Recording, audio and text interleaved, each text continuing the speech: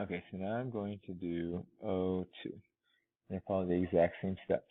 O, I've got 2 atoms, and it's in group 16, so they have 6 valence electrons. 2 times 6 is 12 total valence electrons. I can't use any more or any less. So next I'm going to draw my skeleton structure. Okay, so which one am I going to choose my center atom? Since it's diatomic, I could choose either. So I'm going to say this is my center atom. So I will now add 6 electrons to my outside atom. Any leftovers I'm going to put on the center atom. So first, let me see how many I've used so far. I have to use 12. I have used 2, 4, 6, 8. Any leftovers I'm going to put on my center atom.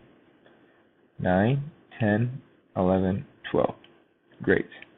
If my center atom, remember, I said this was going to be my center atom because it's diatomic, I could choose. So I chose this one. If it's 8, I'm done. 2, 4, 6. Okay, I am not done. So I have to move on to my other rule, where I have to erase 2 and turn that into a bond. Alright, let's see. My center atom has 8, I'm done. 2, 4, 6, 8, great. Now I'm just going to double check. This all has to add up to 12.